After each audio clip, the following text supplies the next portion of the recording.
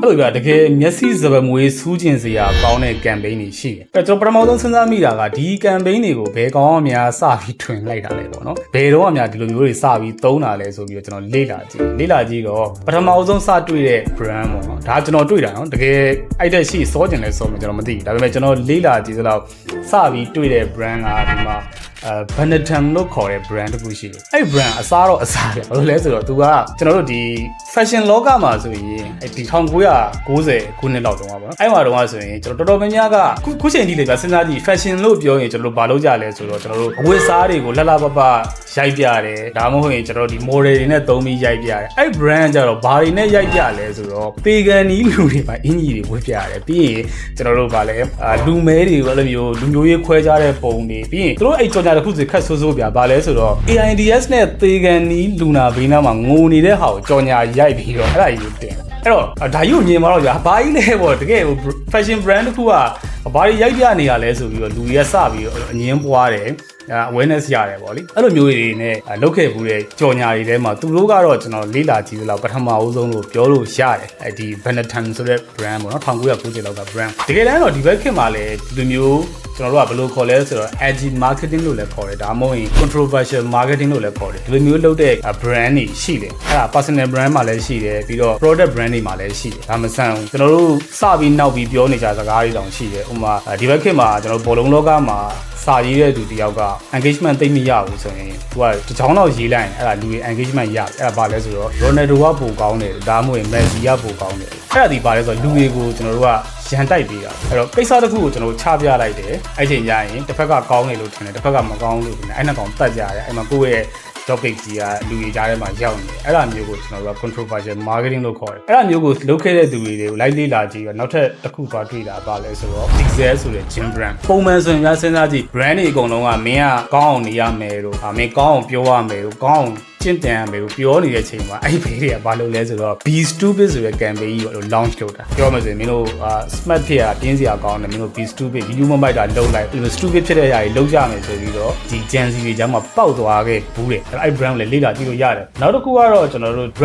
Red Bullကဘာလို့ဘူးလဲဆိုတော့ပုံမှန်ဆိုရင်ကျွန်တော်တို့ marketing campaign တွေကိုကြည့်လိုက်ရင်ကိုယ်နဲ့သက်ဆိုင်တဲ့ဟာတွေပေါ့ပြီးတော့ကိုယ့်ရဲ့ brand ကောင်းကြောင်းတွေဒီ brand ကိုသုံးလိုက်ရင်ငါဘာဖြစ်သွားမယ်ညာဖြစ်သွားမယ်ဒါမျိုးပုံရိပ်တွေကိုပြောပေမဲ့ Red Bull ရဲ့ campaign ကဘာလို့လဲဆိုတော့အာဂါသပေါ်ကနေ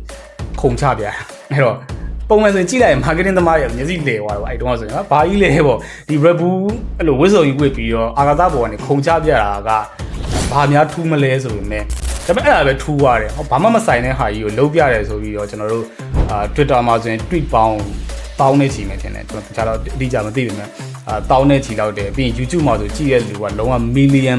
နဲ့ချီအောင်ပေါက်တယ်ပြီးတော့ Red Bull ကိုဘယ်လိုမျိုးမြင်သွားကြလဲဆိုတော့တကယ်ကိုလုံးဝဒီ extraordinary တွေပေါ့တာမန်ထက်လွန်ခဲ့တဲ့အလုပ်တွေလုပ်မယ်ဆိုရင် Red Bull ကသူ့ရဲ့ brand personality နဲ့သွားကြိုက်တယ်ဆိုပြီးတော့နောက်ပိုင်းမှာဒီ risk UV စွန့်စားရတဲ့ပွဲတွေတိုင်းမှာ Red Bull ကရောက်လာတယ်အဲ့လိုမျိုးနဲ့သူတို့ brand ကိုဖောက်ခဲ့ပြီးတယ်နောက်တစ်ခုကကြတော့ကျွန်တော်ဘာသွားတွေ့လဲဆိုတော့ဘာကကင်းတော်တော့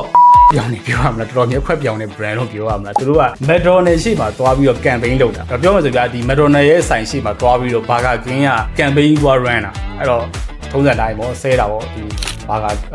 McDonald ရဲ့ fan တွေကပါလာလောက်တာလဲညာလောက်တာလဲဆိုပြီးတော့အဲ့လိုလုပ်ရင်းနဲ့သူတို့ရဲ့ brand ကပေါက်တာအဲ့တော့ပြောမယ်ဆိုရင်ဒီလို controversial marketing ကိုက brand တွေလည်းသုံးတယ်ပြီးတော့ဒီ celebrity လည်းသုံးတယ်ကျွန်တော်တို့ Eminem စပေါ်ကားစားတုန်းကဆိုရင် Eminem ဆိုတာက slim shady ဖြစ်မယ်တင်တယ်အဲ့ဒါစပေါ်တုန်းကဆိုရင်လူတွေကသူ့ဝိုင်းပြီးတော့ပြောကြတဲ့လူတွေရှိတယ်လူကြီးတွေလည်းပါတယ်လူငယ်တွေလည်းပါတယ်အဓိကပါလဲဆိုတော့ Eminem ရဲ့သချင်းတွေတော်များရိုင်းနေဆိုတာတော့တုံရိုင်းတာမဟုတ်ပိုးဆိုးပတ်ဆက်ရိုင်းတာအမေကိုပြန်ပြီးတော့ဆဲတာတော့အမေကိုပြန်ပြီးတတ်ဖြစ်တာတော့အဲ့လိုသချင်းထဲမှာတတ်တာเนาะအပြင်မှာတတ်တာတော့မဟုတ်ဒါပေမဲ့အရှင်းထဲမှာတတ်ပြစ်တာတော့အဲ့လိုဟာမျိုးတွေပြောတယ်ပြီးရင် तू မကျေနပ်တဲ့လူတွေကိုအဲ့သချင်းထဲမှာပိုးစိုးပတ်ဆက်ကိုတတ်တာတွေဆဲတာတွေအဲ့ဒါတွေဆိုတော့ထည့်ပြီးရေးတော့ကြတော့လူတွေကသူ့ကိုဘယ်လောက်ထိအောင်လဲဆိုစံနာမှာပြတယ်ဒီကောင်ဒီလိုလောကမှာရှိနေတာငါတို့အတွက်တကယ်အမိုက်တလိုက်ကောင်ပေါ့နော်တကယ်ကိုမရှိသင့်တဲ့ကောင်ဆိုပြီးတော့လောက်တာဒါပေမဲ့တစ်ဖက်မှာလည်းဒီကောင်တကယ်ဒါယူအပြင်မှာလောက်တာမဟုတ်ဘူးအပြင်မှာလောက်ခွင့်မရတဲ့အတွက်တချင်းထဲမှာပဲလောက်ပြီးတော့လူတွေရဲ့သူ့ရဲ့ဘယ်လိုပြောမလဲစိတ်ထွက်ပေါက်အနေနဲ့တခုဖွင့်ထုတ်လိုက်တာပေါ့ hip hop ဆိုတာဒါပဲလေငါတို့ကတကယ်အပြင်မှာမလုံနိုင်တဲ့ဟာတွေကိုငါတို့ဒီကနေတချင်းနေနဲ့ဖွင့်ထုတ်တာဆိုပြီးအားပေးရလူကလည်းရှိတယ်အဲ့ဒါတွေက तू တကယ်ကို storytelling ကောင်းကောင်းနဲ့ဟို stand တို့ဘာလို့ထွက်လာတဲ့အခွေကြတော့မှ storytelling ကောင်းကောင်းနဲ့တကယ်ကိုအမှုပညာရတာမြောက်ပါတယ်ဆိုပြီးတော့နည်းနည်းလေးပြန်ငြိမ်သွားတာဒါပေမဲ့အဲ့ဒါလည်းသူ့ကိုမုန်းတဲ့သူတွေရှိတော့မယ်ဒါပေမဲ့ဘယ်လိုဖြစ်သူဒီခုနကတော့ပြောရဲ controversial ဖြစ်ပြီးတော့တက်လာတာပေါ့တစ်ဖက်မှာအရန်ချစ်တဲ့သူတွေရှိတယ်တစ်ဖက်မှာအရန်မုန်းတဲ့သူတွေလည်းရှိတယ်အဲ့နှစ်ခုကြားတွေကနေပဲဒီနေ့ဒီချိန်မှာလို့အောင်မြင်တဲ့ဘဝရောက်လာတာလို့ပြောလို့ရတယ်အဲ့တော့ကျွန်တော်အနေနဲ့ကဒီ marketing ကိုကျွန်တော်က live လုပ်ပါလို့လည်းမပြောဘူး live မလုပ်ပါနဲ့လို့လည်းမပြောဘူးကျွန်တော်ကိုယ်တိုင်လည်းသဘောကျနေတယ်လို့မပြောဘူးဒါပေမဲ့ marketer တွေဆိုတာတော့လေ့လာတာပဲဘယ်ခွေးမှာဘယ်တက်နဲ့တော့ရမလဲဒါမှမဟုတ်ရင်ဘယ် brand တွေရောဘာတွေလုပ်နေလဲဆိုတာလေ့လာတာဖြစ်တဲ့အတွက်ကြောင့်ဒီနေ့ဒီဗီဒီယိုမှာတော့တကယ်ကိုမျက်စိစပင်မွေးစူးစရာကောင်းတဲ့ marketing campaign တွေအကြောင်းကျွန်တော်ပြောရတာဖြစ်ပါတယ်ကိုယ်တိုင်စိတ်ဝင်စားတယ်ဆိုရင်ခုနကကျွန်တော်ပြောရတဲ့ brand တွေတစ်ခုချင်းစီကိုလိုက်ပြီးလေ့လာကြည့်လို့ရတယ်ပြီးတော့အများတို့ရောအဲ့လို brand တွေ campaign တွေတွေ့ဘူးလားပေါ့တွေ့ဘူးရဲဆိုရင် comment မှာရေးသွားလို့ရပါတယ်ဒီနေ့ဒီဗီဒီယိုကတော့ဒီလောက်ပါပဲအားလုံးကျေးဇူးတင်ပါတယ်